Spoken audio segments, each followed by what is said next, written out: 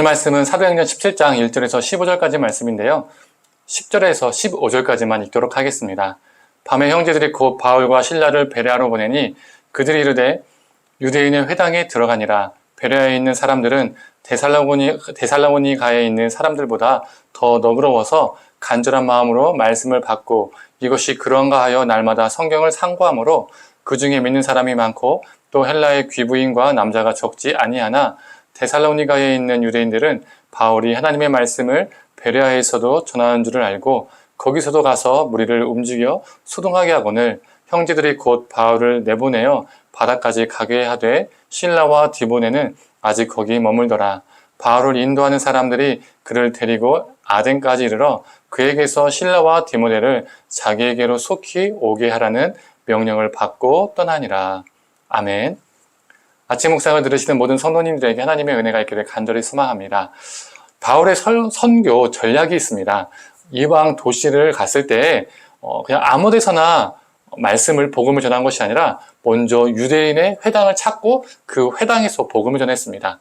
그렇다면 어떤 부류들이 이 복음을 많이 듣게 되었을까요? 유대인 회당이니까 유대인들이 이 복음을 많이 듣게 되었죠. 우리는 바울을 이방인의 사도라고만 많이 이해하고 기억하고 있는데요. 사도행전을 보면 바울이 이방 땅에서 복음을 전하긴 했지만 대부분 이방 땅 유대인 회당에서 유대인들을 대상으로 복음을 전했습니다. 즉 바울은 자신의 민족인 유대인들에게 복음을 전파하는 데에 우선순위를 두었던 것이죠. 그런데 회당에서 예수님을 바울이 증거할 때마다 자신의 민족인 유대인들은요, 그 복음을 듣지 않고요, 받아들이지 않고요, 거부했습니다. 오히려 많은 경건한 이방인들이 예수 그리스도의 복음을 받아들이는 일들이 생겼죠. 이런 패턴들이 늘 반복적으로 일어났습니다. 오늘 본문도 동일합니다. 바울은 데살로니가에 도착해서 유대인 회당에서 예수님을 증거했습니다. 이에 많은 경건한 헬라인들과 귀부인들이요 복음을 듣게 되었습니다. 오늘 본문에서 경건한 헬라인이라고 표현되어 있는데요. 경건한 이방인이라고도 합니다. 이 경건한 이방인들은요, 말 그대로 이방인들이었습니다.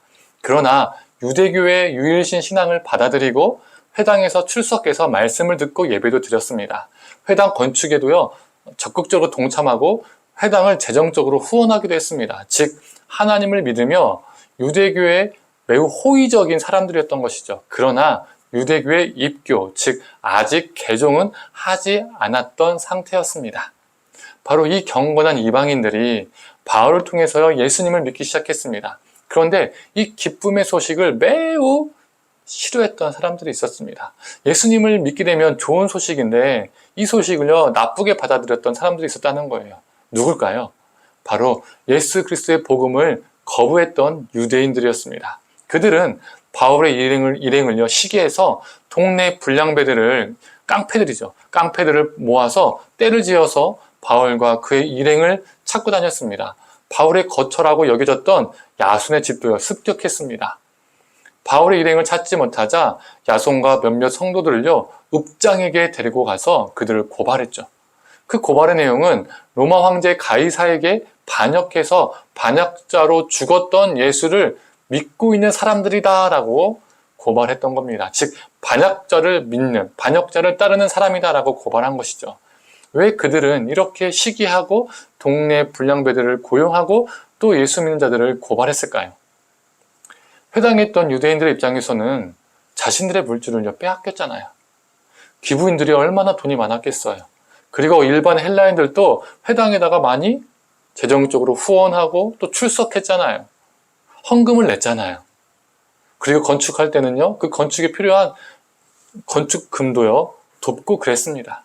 이렇게 유대교의 호의적인 사람들의 대다수가 이 경건한 이방인들이 예수님께로 넘어간 겁니다.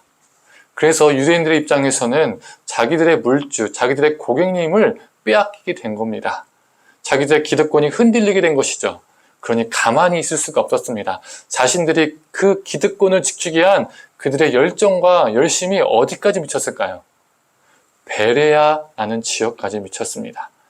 바울과 그의 일행이 데살로니가를 떠나서 베레아로 이동했거든요.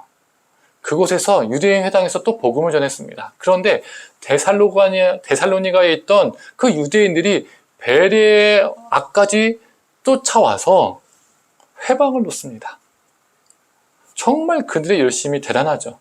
반면 베레아 사람들은요, 어떤 반응을 보였을까요? 11절과 12절의 말씀입니다. 베레아에 있는 사람들은 데살로니가에 있는 사람들보다 더 너그러워서 간절한 마음으로 말씀을 받고 이것이 그런가 하여 날마다 성경을 상고함으로 그 중에 믿는 사람이 많고 또 헬라의 귀부인과 남자가 적지 아니하나. 베레아 사람들은요, 하나님의 말씀에 대한 간절한 마음과 열심이 있었습니다. 그래서 바울의 일행이 그 들려준 말씀을 듣고 날마다 그 말씀을 상고했다는 겁니다. 상고했다는 것은 단순히 또 묵상 수준이, 큐티 수준이 아니라는 거예요. 말씀을 연구하고 공부했다는 겁니다. 그렇게 열심히 말씀을 상고하면서 자신들을 성찰하고 돌아보고 참되신 예수님을 많은 사람들이 믿게 되었죠. 베레아 사람들과 데살로니가 그 유대인들의 모습이 너무 상반되죠. 둘 다 열심히 있는데 서로 너무나 다른 열심이었습니다. 데살로니가 유대인들이 바울을 죽이고자 하고 회방하고자 했던 그 열심의 반의 반이라도 하나님의 말씀을 연구하고 자신들을 성찰하는 데 사용했다면 정말 얼마나 좋았을까요? 이렇게 잘못된 열심은 사람을 죽이는 데 사용될 수밖에 없습니다. 예전에 바울도 그랬잖아요. 자신의 그 열심으로 예수 믿는 자들을 죽이고 다녔습니다. 그 열심을 잘못된 곳에 사용한 거죠. 그래서 우리는 우리의 열심을 하나님 앞에서 그리고 말씀 앞에서 늘 성찰해야 됩니다. 나의 열심은 과연 무엇으로부터 나오는 것인가? 나의 열심은 과연 다른 이들에게 어떠한 영향을 미치고 있는가? 내가 정말 나의 열심이 다른 사람들에게 유익을 주고 있는가? 이것을 돌아봐야 합니다. 나의 것을 더 누리고 가지고 싶어서, 그리고 자랑 삼고 싶어서, 드러내고 싶어서, 복을 받고 싶어서 하는 열심은 다 헛됩니다. 오히려 그 열심은 누군가를 다치게 하고 아프게 하고 죽게 할 수도 있습니다. 성도님들, 우리의 열심이 데살로니가 유대인들의 열심이 아니라 베레아 사람들의 열심과 같기를 원합니다. 하나님의 뜻을 더 알기 위한 열심, 하나님의 말씀을 더 연구하고 공부하기 위한 열심, 그리고 그 말씀 앞에서 우리 자신을 성찰하는 열심, 이 열심, 오늘 하루도 우리 삶 가운데 넘치기를 간절히 축원합니다. 함께 기도하겠습니다. 하나님, 데살로니가 사람들의 그 유대인들의 열심은 복음을 방해하고 바울을 핍박하는 데 사용되었습니다. 하지만 이 베레아 사람들의 열심은 말씀을 상고하고 연구하고 하나님의 뜻을 더 알아가고 자신들의 삶을 성찰하는 데 사용되었습니다. 하나님, 우리의 열심이 과연 무엇으로부터 나오고 무엇을 위해서 하고 있는 열심인지 돌아보게 하시고, 하나님, 우리가 더 갖고자 하는, 더 누리고자 하는, 더 드러내고자 하는 그러한 열심이 아니라 하나님을 향한 순수한 열심, 그 말씀을 더 알고 그 말씀대로 살고자 하는 그 열심으로 우리 삶을 또 오늘 하루도 살게 하여 주시옵소서. 감사드리며 사랑에 많으신 예수님의 이름으로 기도드립니다. 아멘.